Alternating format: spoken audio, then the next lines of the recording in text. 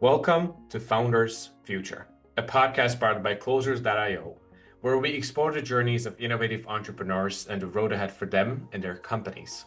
I'm your host, Milan Kohut, and in each episode, we uncover the stories behind impactful ventures, the challenges faced, the lessons learned, and the strategies fueling future growth.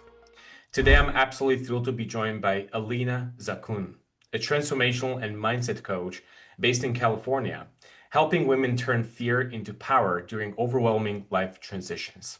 She guides clients through a heart-centered approach, blending mindfulness, Eastern philosophy, self-compassion, emotional intelligence, yoga, and meditation to break limiting beliefs and cultivate resilience.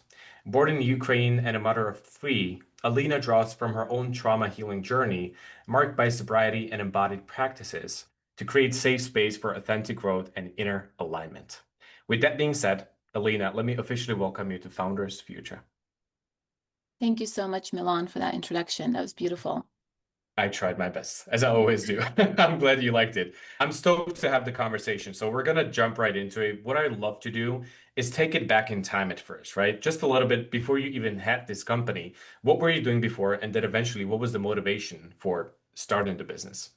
Yes, absolutely. So I was gonna go to nursing school because that's what my mom did. That's what my sisters did, and that's what I thought I was supposed to do. But it just never fully aligned with me. And so I dropped out. And during that time, I got married. I was married for 12 years. I had three kids, and I was fully into like motherhood and the family life. But that was one of the most difficult times because all the things that I've experienced in childhood, they all came up to the surface, and I was forced to do my own healing. And through that healing, I had a lot of awareness, and that's what really motivated me to start the company because I realized that I'm not the only one struggling with all these issues, and I wanted to bring this work and helping other women who are struggling as well. Absolutely. Now, if you retrospectively look at your own journey, how long would you say it actually took you to really get to the place where you feel like, okay, this is real transformation. I feel different. What has it been like for you? Yeah, I mean, it took me years. At first I didn't even know anything was wrong. I just thought everybody feels this way. And so I used alcohol to cope a lot. And once I realized that I needed to do the work to remove that from my life, that's when really things started to shift in a major way where I realized like, wow, actually alcohol was just something I was using to like run away from this stuff, but that wasn't the real problem. The real problem is all the trauma. And so I started reading books, I started doing therapy, just threw myself fully into healing. But even that wasn't the like transformation point. Like that gave me a lot of awareness around my issues and my patterns. But the real transformation happened when I started doing like nervous system work and also blending it with spiritual practices, especially like Eastern spiritual practices, because all of these things and patterns, they live in our bodies. And if we just work with the mind, like, real change is like very hard to come by. Yeah. I can already tell that you're the type of coach who never really keeps it on surface level. You're diving deep into everything. So that's Yes. beautiful to see. Let's talk about where this journey overall got you and what the business really looks like for you today. In this part of the podcast, what I'm trying to do is get the audience close to, first of all, who it is exactly that you're trying to help right now, but also what are the core offers that you have in place for your clients? Yeah, absolutely. So my business is actually, I try to keep it as simple as possible and just put my focus on like one thing at a time because I don't think in this kind of work, I don't think more is necessarily better. Sometimes less is better, but more focused. So I help women who are in similar situations, who are stuck in relationships that are no longer serving them and or even when they leave these relationships, they attract the same kind of relationship and keep repeating the patterns because of their past patterns that live in their nervous system. And these are mostly women that are like in their late 20s to early 50s, because I feel like midlife is when all of these things hit us often. And my core offer in my business right now is it's a 12-week program that I work with women one-on-one, where we meet once a week. And then in between, I offer them support through WhatsApp and also like resources. So that's the main offer that I have right now. I love it. So you said 16 weeks, right? Or 12 No, weeks? 12 weeks. 12 12 weeks. weeks. I got you. I got you. Now, when it comes to your industry, there's a lot of professionals who are steering towards creating something on a group basis, right? Mhm. Just looking at it through the lenses of having that sense of community and belonging, which is also super helpful, but also from the business perspective when you want to create something a little bit more scalable. Because at the end of the day, when you work with people one-on-one, there's only so many things that you can do on a daily basis, right? I'm Absolutely. curious, is this something that you've considered, or is this maybe a part of the plan for the future, or what is your perspective on it? Yes, that is absolutely part of like 2026 plan is to scale my program to a group offer because exactly what you said. I only have so many hours in the day, and in order to be able to help more people, like I have to create a group offer. Absolutely. Now, when it comes to this, obviously, we're going to look into the back end side of the business as well, because, and you already know this on the Founders Future podcast, if it is regarding marketing, sales, operations, strategy, we want to talk about it, right? Hmm. And we all know that one of the key factors in having the ability to scale a project like this is having a good client acquisition system in place. So, my Hmm. question is, what is it that you currently do on the front of marketing and really maybe specifically generating leads for yourself to make all of this possible and have that ability to onboard clients into your programs and have the impact that you're seeking? Yeah, absolutely. So my growth right now is primarily focused on Instagram, which is most of my clients, my ideal clients are. And I make a point every day to start 35 conversations with people. So that's like my main marketing strategy right now. I also do some kind of like preliminary ads, but my future like goal is to actually just create ads on Instagram and not to have to like physically, reach out to people and have that bring clients to me. Absolutely. I mean, if you get to the point where you're actively running advertisements on Meta, maybe even combination of Facebook and Instagram as well, then Hmm. you really gain the ability to build something more predictable when it comes to how many leads are coming into the system. And I also know I can predict how this business is going to grow, basically, right? But Yeah. also, let me ask you this. There's a lot of people listening to the podcast who are maybe in a similar position and they're wondering if it is the right timing for me to actually start investing into ads. What is your philosophy on this? When is a good timing? Why did you decide to do this right now? On like investing in ads. Hmm. My approach to this is, ads can be expensive, and I would say to try the organic approach first.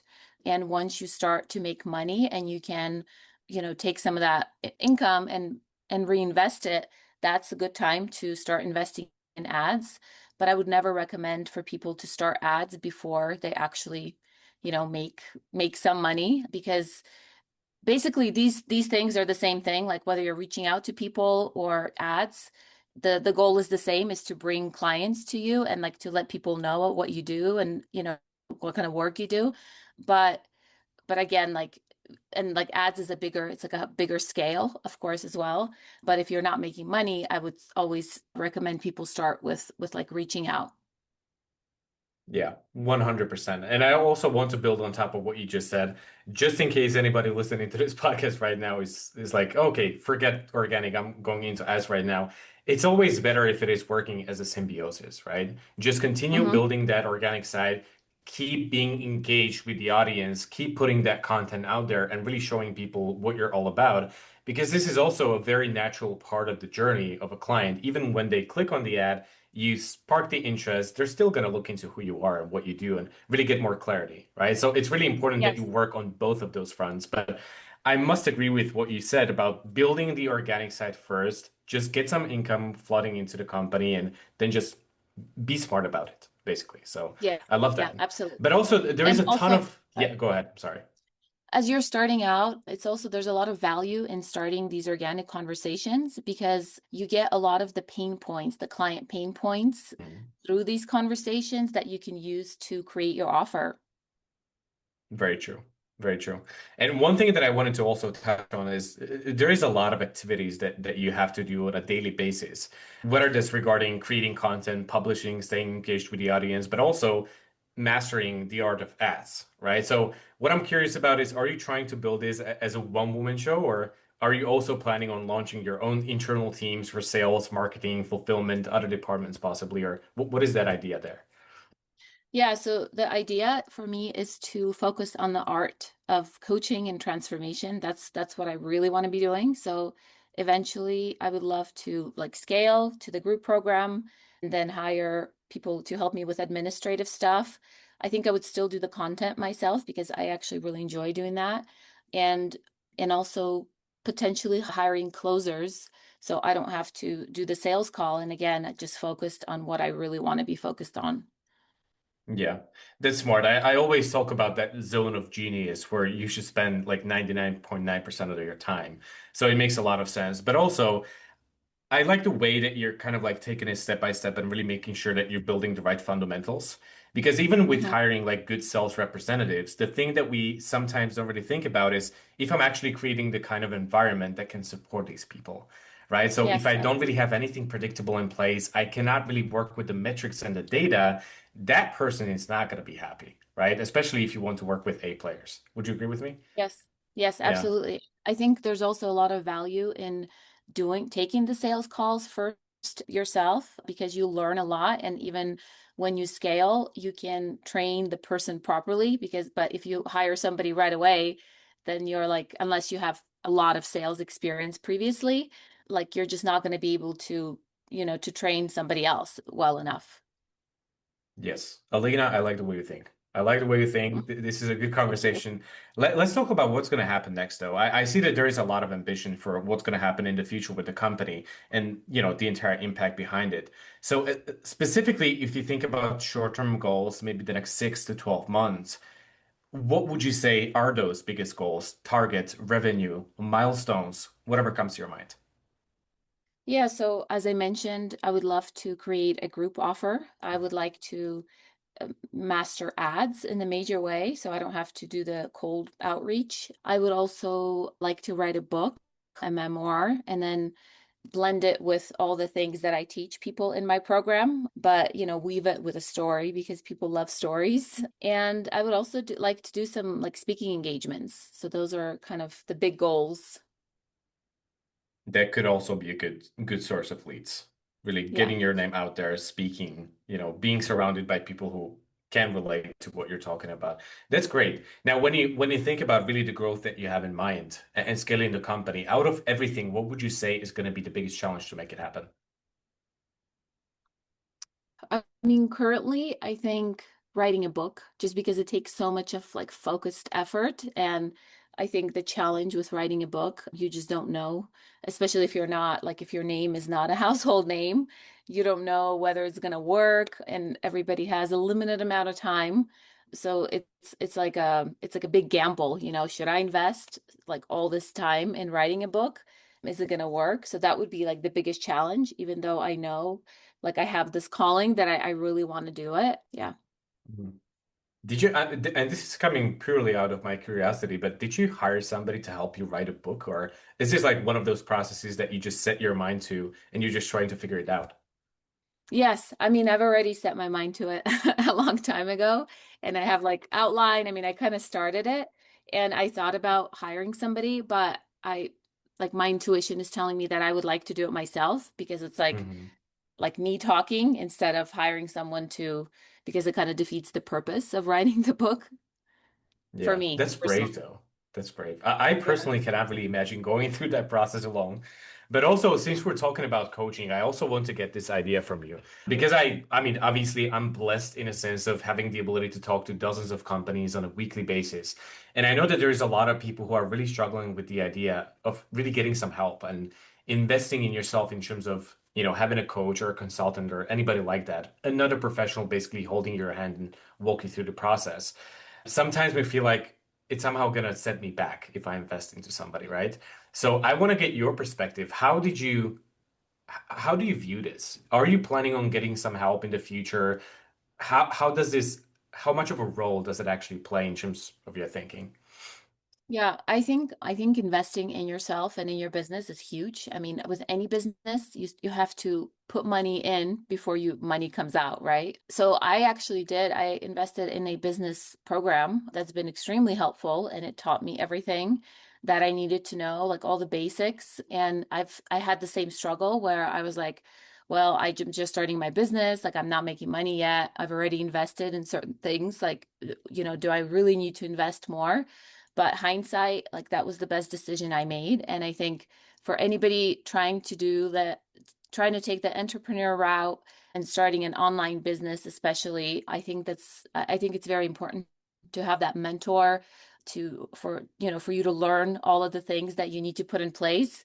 But also the mentor piece is very important because sometimes I mean, this journey is such a roller coaster.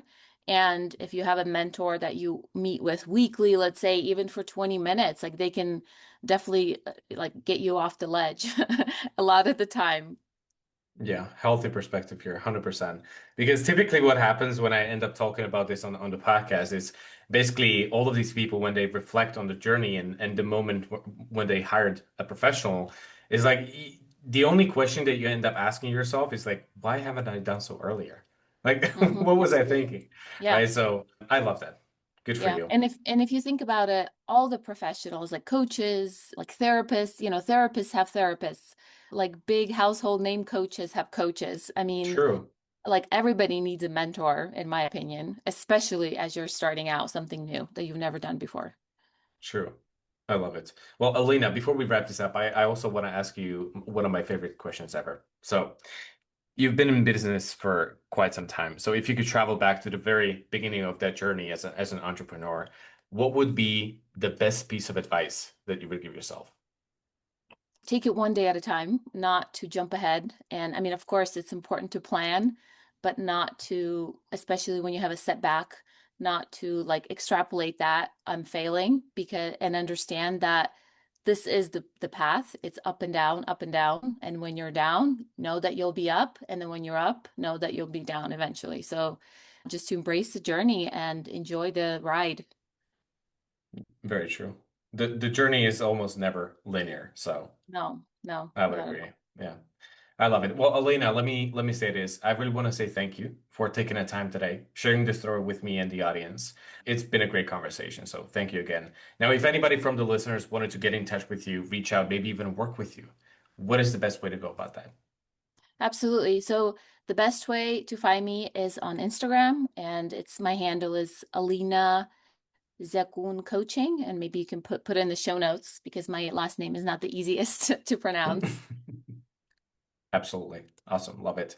Now, to our listeners, if today's conversation inspired you as well, make sure to subscribe to Founders Future on your favorite platform. And also, if you're a business owner, more specifically a consultant or a coach, or you have an agency and you're trying to scale the business and really enhance both your sales and marketing efforts, also visit closers.io, get in touch with our team, and discover how exactly we scaled our company from zero to over 30 million per year in less than 3 years. Until then, keep on climbing, and I'll see you on the next one.